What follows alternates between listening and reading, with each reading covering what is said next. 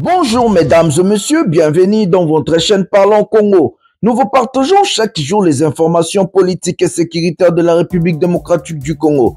Voici l'information du jour. Dialogue intercongolais sur la situation de l'Est de la République démocratique du Congo. Les chefs de l'État et des gouvernements de la SADC et de l'EAC ont convaincu de la nomination de 3 facilitateurs. Uhuru Kenyatta, ancien président de la République du Kenya. Olusegun Obasanjo, ancien président de la République fédérale du Nigeria.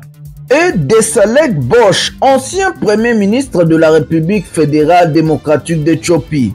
En tant que facilitateur du processus de paix EAC-SADC, le processus fusionné de Luanda et de Nairobi sur la question de l'Est de la République démocratique du Congo. Le président de la République démocratique du Congo, M. Félix Tshisekedi Tshilombo, a réitéré encore son envie de ne jamais dialoguer avec l'AFC et M23. Comment les facilitateurs de l'EAC et SADC vont faire pour faire asseoir aux mêmes tables le chef de l'État de la RDC et le rebelle de M23? Je ne veux pas discuter avec des pantins. Les pantins ne vont jamais parler de leurs problèmes. Les pantins, quand ils sont en face de vous, ils vont répéter le message de leur maître. Alors tant qu'à faire, je préfère parler avec leur maître. Voici les pantins de Kigali selon M. Félix Tshisekedi Tshilombo. Les coordonnateurs de l'AFC Corneille Nangaa demandent aux forces étrangères de quitter la ville de Bukavu et Goma. Environ 200 soldats envoyés par la communauté de développement d'Afrique australe SADC ont quitté la ville de Goma dans l'est de la République démocratique du Congo. Ce lundi 24 février, les restes contingents sud-africains malawite et tanzaniens sont toujours dans leur base à Goma, une ville désormais contrôlée par les groupes AFC M23. Ces troupes de la SADC avaient été déployées depuis décembre 2023 dans l'est de la République démocratique du Congo, en soutien à l'armée congolaise et pour empêcher la progression du M23. La ville de Bukavu, occupée par l'AFC et M23, la vie reprend petit à petit. Aujourd'hui, les parents ont envoyé leurs enfants à l'école. Regardons la situation sécuritaire et le calme revient petit à petit. Et on est contente parce qu'on ne mérite pas que l'année passe ainsi comme ça sans que les enfants n'étudient pas. Une semaine que le sifflet n'avait pas retenti et avec lui, la vie reprend ici ses droits. Nous allons reprendre les activités. Les cours commencent aujourd'hui. Depuis le 16 février, le M23 contrôle militairement la ville de Bukavu, chef-lieu du Sud Kivu. Malgré ces retours, les signes de chaos et de pillages ont bien laissé les traces. Certains parents ont toujours peur d'envoyer leurs enfants à l'école. Les parents ne sont pas venus nombreux, les enfants non plus. Mais le grand nombre qui est là est quand même important, qui montre que les parents, les enfants, nous-mêmes sommes en train de regagner notre confiance. Et espérons que ça va marcher mieux demain après-demain. À la demande de la République démocratique du Congo, le procureur de la Cour pénale internationale CPI en cycle, Karim Khan, est arrivé ce lundi 24 février 2025 à Kinshasa. La première ministre de la République démocratique du Congo, Mme Judith Suminwa Tuluka, a représenté le chef de l'État, M. Félix Tshisekedi Tshilombo, au Conseil des droits de l'homme des Nations Unies à Genève. Au regard des massacres et des exécutions sommaires qu'ils continuent de perpétrer sur notre sol, nous en appelons à des sanctions dissuasives pour permettre de restaurer l'ordre et la sécurité et protéger ainsi des milliers de Congolais vivant à Goma, Bukavu et dans d'autres localités sous occupation.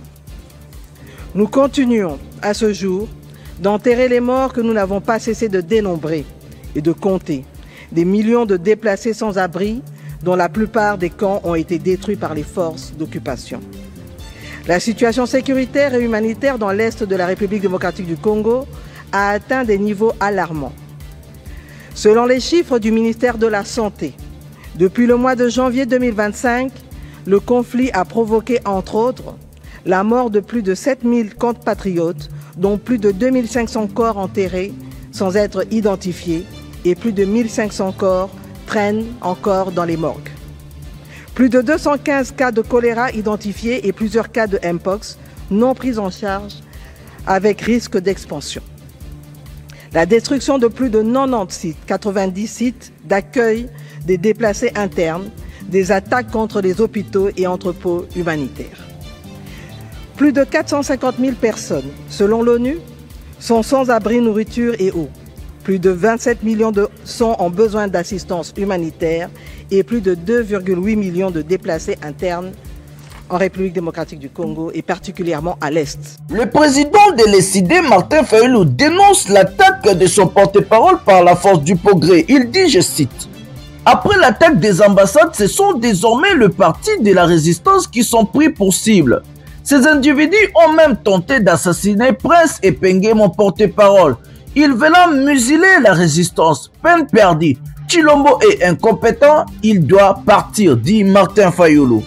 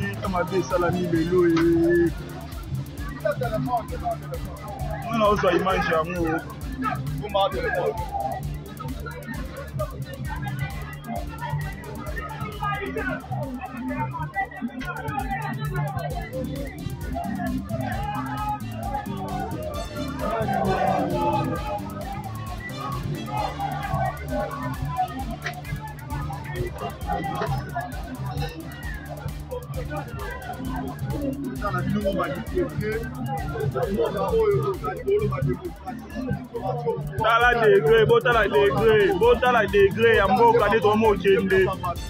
Botala bino moko, botala ema. Botala mamozo le kala mboka oyo, dipoke boyela biso botala mama dosala.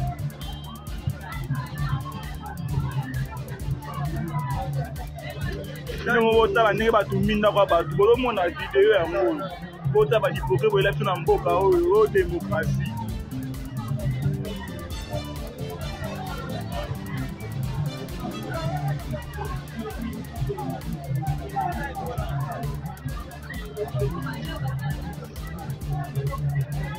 À Lista, après la bagarre contre les swahilophones, 3 étudiants sont morts par balle. Regardez la vidéo, comment est-ce que les gens sont en train de pleurer leurs frères et sœurs qui sont tombés par balle à Lista. Balle perdue, hein. Balle perdue. Nzambe. Seigneur. Plus de 200 militaires FARDC Wazalendo qui ont fui l'avancée du AFC M23 à Bukavu sont jugés à Uvira.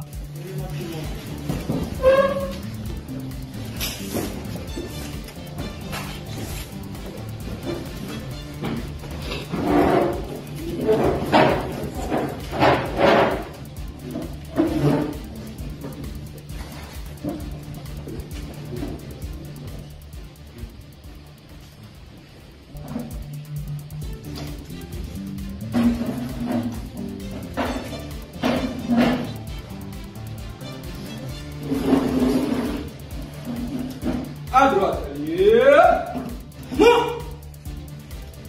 carré, centre, côté, allez.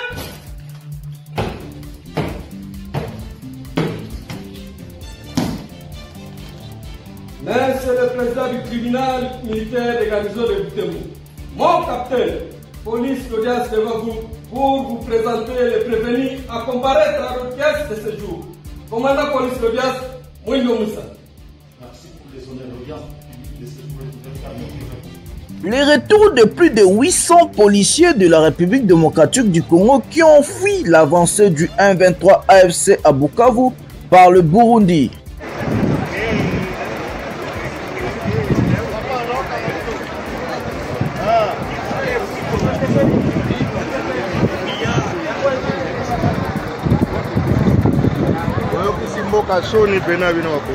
Merci de nous avoir suivis. Pensez à liker, à s'abonner et activer la cloche de notification. Et surtout, partagez nos vidéos avec vos amis. Restez branchés pour les informations en bref.